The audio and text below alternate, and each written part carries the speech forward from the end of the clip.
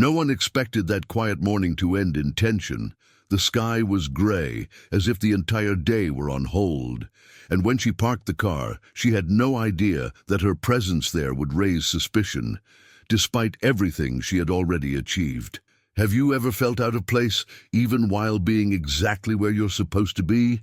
Have you ever been questioned simply for existing, even though you've done everything right? That's where injustice lives, when someone else's gaze speaks louder than any document, uniform, or rank. Colonel Marne turned off the lights of the black government SUV and stared at the modest house in front of her.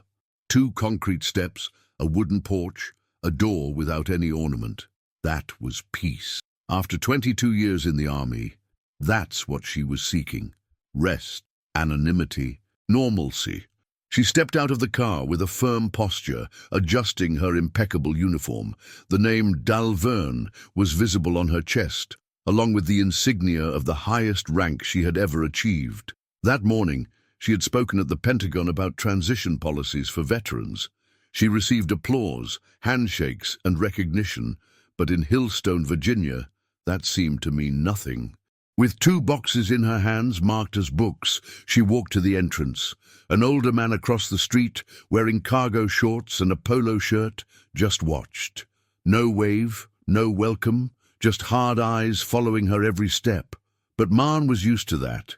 She had walked through war zones. This didn't shake her. She bent down to grab the keys when she heard tires rolling behind her. A police car slowly turned the corner and slowed down as it passed. No sirens, no lights, just observing. The window rolled down. "Ma'am, is that your vehicle?" asked a young officer with a neutral voice. "Yes, it's a government vehicle. I just returned from a mission," she replied, not changing her tone.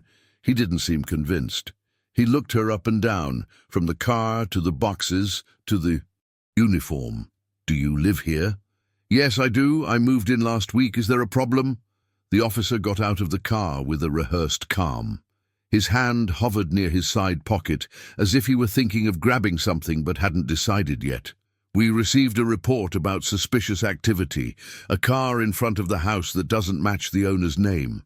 Marne raised her arm and pointed to herself. "I'm the owner, Colonel Marne Dalverne, United States Armed Forces. I had a call with the Pentagon 3 hours ago." The officer didn't respond with a thank you for her service, not even a nod of recognition. He simply took 2 more steps forward, eyes fixed. "I'll need to see some identification." Marne slowly turned, body calm. With a firm gesture, she pulled her wallet from her side pocket and showed her military ID. Reed Brewster looked at the card for a few seconds, then alternated his gaze between her and the document. Something in his expression didn't change. "Do you have any proof of your current address?" he asked. "I just moved. I haven't updated my license yet," she replied. His tone shifted slightly, as if he'd identified a flaw. "Do you have any proof you really live here? The rental agreement is inside. Want to see it?" "I'd prefer you stay exactly where you are." His look made it clear that the conversation was far from over. Marne stood still, one hand resting on the box marked books and the other at her side. No sign of fear, just focus. She had already lived in conflict zones. She had negotiated in rooms where generals and politicians clashed over power. But this was something else. A more subtle tension, more personal. "I'm not refusing anything," she said. "I'm just standing in my house." The officer stepped 2 more times closer, a calculated movement, but one that carried the weight of intimidation. He looked at her uniform as if it were fake. "I'll need to run the plates," he murmured, walking away. "They're federal," Marne replied. "You'll need special authorization." He didn't answer, just went back to the car, typing something into the computer. Marne pressed her lips together. Across the street, the same man with the lawn trimmer now watched intently, arms crossed. Minutes later, Brewster returned with a portable computer in hand. "Let's try this again," he said. "Your name is Colonel Dalverne, correct? This is your residence?" "Yes, for the 3rd time. I just moved in." "Yes, and you have nothing to prove that right now." "I already said the lease is inside the house, but you haven't given me a chance to get it." She took a deep breath through her mouth. Her gaze remained composed. "Officer, what's really going on here?" Reed took half a step back, as if he had just been accused of something, and in a way he had. "Ma'am, I don't like your tone. I'm just doing my job." "No, you're going beyond your job. I'm in uniform, standing at the door of a house I bought, with my own money, with a government vehicle and a box of books in my hands. None of this is suspicious." He stepped closer again, close enough to make anyone uncomfortable. "I've seen people try to create scandals with this kind of thing. Uniforms don't mean anything if they're fake. I've seen it happen," he said in a low voice. "Officer, do you really think someone would pretend to be a colonel just to carry a box on a Saturday? Look, I need you to drop the attitude and cooperate. I've already answered all your questions. You just didn't like the answers." His expression began to change, something between frustration and threat, like someone losing control of the situation and trying to make up for it. With tone. "I need you to stay right where you are. Do not enter the house. That's an order." "It's an illegal order," she responded, trying to maintain her authority. Marka didn't move. Her fingers reached for the key in the door just to turn it.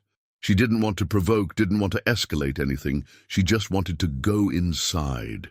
"Officer Brewer," she said firmly, "this isn't a military base. You're not my superior, and this house is mine. I'm going in now." Reed tensed up, his body going rigid as if hit by an invisible jolt. "No, you're not," he shouted, stepping in front of her and blocking the door with his chest puffed up. "You're obstructing a federal officer from entering her own residence. Without cause." "I already explained the reason," he said more firmly now. "You are being detained until we can confirm your story. You didn't say I was under arrest. I'm saying it now. Detained." Marka looked down at her immaculate uniform, at the keys in her hand, at the government car behind her. "And what exactly is the charge?" "Suspicious behavior." She didn't answer immediately. Her gaze was firm, direct. "Do you have any idea how absurd that sounds?" "Ma'am, I asked you to stand back." And then he touched her. The officer's hand gripped her arm. The gesture wasn't violent, but it wasn't gentle either. It was a statement. He wanted to show he was in control of her body, of the situation, of everything. She reacted instantly, taking a step back, her voice firm and loud enough to be heard clearly without yelling. "Do not touch me. That is assault." "You're resisting," Brewer shouted, stepping forward again. "I am not under arrest, and you do not have the right to put your hands on me." Tension spread. A window on the left side of the house opened. The man from the street stopped and turned back. Now, eyes and cameras were on them. Brewer reached for the radio on his shoulder. "Unit 214, requesting backup." Marcha didn't hesitate. "I'm calling the Pentagon." "What?" She pulled the phone from the inner pocket of her uniform deliberately, not fast, not threatening, just certain. She dialed the direct number she had saved. OPS Direct A. Contact she never thought she'd use in a situation like this. "You should stop what you're doing," she said coldly, "because in less than a minute, someone with much more authority is going to want to know why a U.S. Army colonel was prevented from entering her home." Brewer's hand moved away, not from fear but from doubt. The confidence that wrapped him seemed to flicker. Once, twice. "Colonel Dalverne, this is Captain Rollins. Are you all right?" "Not yet. A local officer is trying to detain me in front of my own home, without charges, without a warrant, just because he doesn't believe I live here." On the other end of the line, the silence was tense. Then Rollins's tone changed. "Name of the officer?" "Reed Brewer." "Location?" "Hillstone, corner of Evergreen and St. John's." "Stay on the line." She knew exactly what was coming next. Security protocols, internal verifications, monitored transmissions.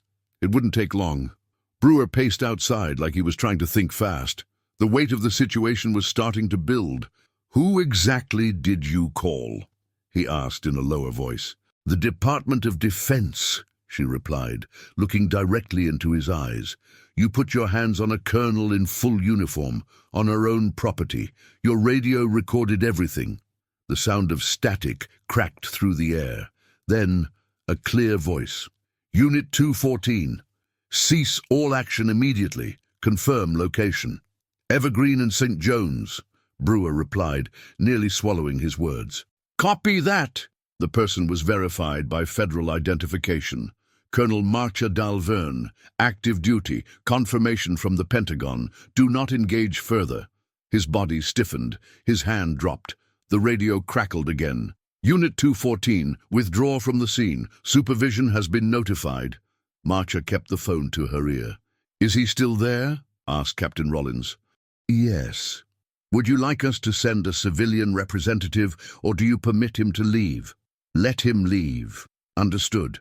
Line open. We are monitoring. I'm fine. Just exhausted. She lowered the phone and finally turned toward the door. The key turned without difficulty. The latch clicked. It was the moment that should have happened 20 minutes earlier, before the disrespect, before the unwarranted suspicion. Marcia placed the box of books inside the room. She didn't close the door. She left it slightly ajar on purpose. She wanted Brewer to see. She was inside her own home, not fleeing, not lying, not breaking any rule. Outside, he remained standing, as if he had forgotten what to do with his own legs. His eyes scanned the open windows, the neighbors' cameras, the people watching with phones in hand. For the first time, he seemed to understand that he was no longer in control of anything. Then came the sirens. But slowly. It wasn't an emergency. It was presence, arriving to observe. A second police car pulled up. This time, the door opened quickly. A black woman stepped out, wearing a dark blue uniform, walking with firm steps. The badges gleamed under the pale sun. She walked like someone who knew exactly where she was going. Officer Clay, she said in a tone that didn't ask permission. Supervisor, replied Marcia Dalverne from the top of the entrance. Clay's eyes went straight to Brewer. He tried to start explaining, but she raised a hand. Not a word. May I come in for a moment? Marcia asked. Of course, she said, stepping aside to let the woman enter. Inside, the house still smelled of fresh cardboard and raw wood, open boxes, half-assembled furniture. Marcia sat on one of the chairs pushed against the wall. Thank you for keeping your calm, said Clay. I've been in far more dangerous situations than this, Marcia replied. But this shouldn't happen at my doorstep. They sat in silence for a few seconds. Tilly broke it. May I speak freely? You may. I've had complaints about Brewer before. None confirmed, all very subtle. But today this is different. It's concrete. Your phone, this may have prevented something worse. Marcia looked at her, serious. What will happen to him? It depends. Command has already been notified. The Pentagon is involved. The city will know by the end of the day. At minimum, he'll be suspended, investigated. At most, he loses the badge. Outside, Brewer now paced in circles, nervous. He looked up and down the street as if searching for a quick escape through the trees. I don't want to destroy anyone, Marcia said. I just want accountability. And there will be, Clay said, rising to her feet. Do you want me to escort him off the property? Marcia also stood. Let him go alone. He needs to feel what it's like to leave without someone clearing the path for him. They walked to the door. Tilly stepped out first. Officer Brewer, she called firmly, you are dismissed. From this moment you are under investigation. Surrender your weapon and badge. He stopped. His hands trembled slightly. Wordlessly, he removed the belt slowly and handed over the items, in silence, then turned toward the car. He didn't get in. He just stood there, waiting. Maybe for orders, maybe because he still didn't know what to do. Marcia watched from the doorway, shoulders straight, arms crossed. But the ending wasn't about him. It was about everything around, about the street, the people, what would come next. The next morning, the sky was clear. Not the kind of silence that hides something, but the one that only comes after tension. Marcia sat on the front steps with a mug of coffee in her hands. She wore an old squad sweatshirt and slippers, hair down, eyes sharp. No uniform today. She deserved that rest. A woman walked by on the other side of the street, saw Marcia, hesitated, and gave a light wave. Marcia returned the gesture with a brief nod. Soon after, the neighbor from the day before, the one who had only watched, crossed the street, hands in his pockets, slow steps. "I didn't know who you were," he said, stopping a few feet away. "Yesterday, I saw everything, and now I just wanted to say I'm sorry. That shouldn't have happened. I've lived here for over 20 years, but that was wrong." Marcia looked at him now. "I'm not here to be anyone's lesson," she said firmly. "I just want to live like anyone else." The man took a deep breath. "If you need help with anything, tools, a ladder, whatever, just call." She nodded but said nothing. Some people only recognize respect when it comes with a uniform. But true respect is born when you understand it doesn't have to be earned. It has to be acknowledged. The street returned to its slow rhythm. Nothing had exploded. No crowd, no grand spectacle, but something had changed. If stories like Marcia's make you reflect on what truly matters, dignity, respect, and truth, subscribe to the channel to keep following voices that deserve to be heard.